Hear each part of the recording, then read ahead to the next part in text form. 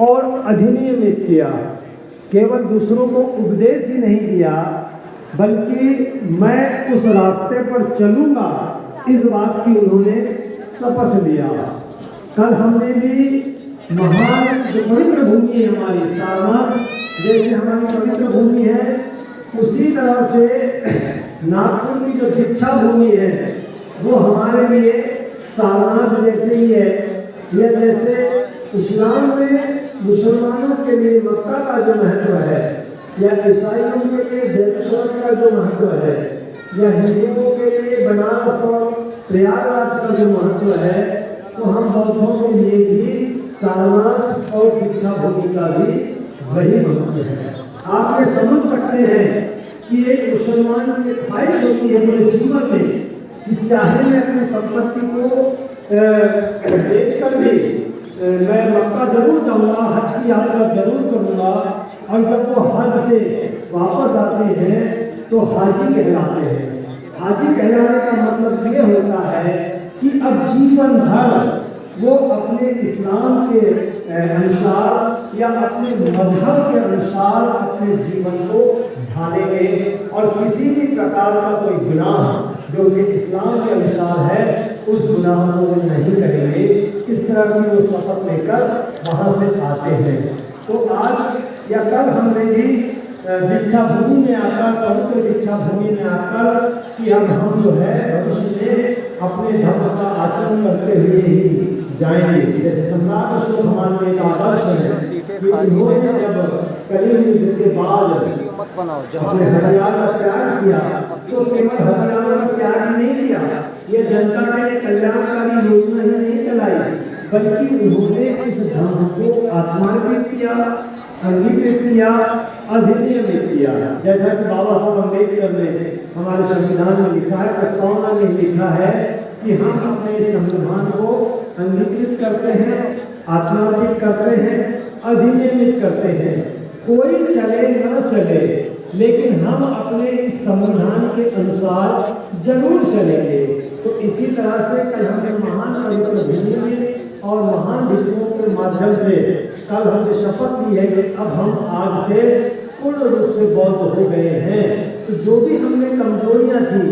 जो भी हमने, जैसे बाबा साहब ने विद्यालयों के धम्म में आखिर में लिखा है कि हमें अनंत कमजोरियां हैं, हम एक एक करके उनका अंत करेंगे। तो कल तक जो भी हमारे बीच की कमजोरियां रही होगी, हमारे आचरण में, हमारी वाणी में, हमारे जीवनचर्या में, हम जो भी अपना कार्य करते हैं, जो भी प्रोफेशन में हैं, तो जिसमें भी हमें गलती करते हो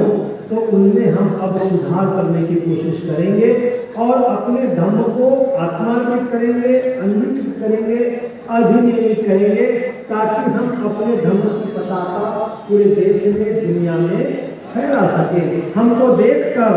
हमारे व्यवहार को देखकर, हमारे चरित्र को देखकर, हमारे कार्य को देखकर, हमारी वाणी को देखकर लोग ये महसूस कर सके कि ये जो बौद्ध है ये दूसरे धर्म को मानने वालों से श्रेष्ठ दिखाई पड़ते हैं, इनका कार्य श्रेष्ठ दिखाई पड़ता है। आप जिस प्रोफेशन में भी हैं, आप कोई टीचर हैं, आप कोई इंजीनियर हैं, कोई डॉक्टर हैं, या कोई पटवारी है, या जो भी है,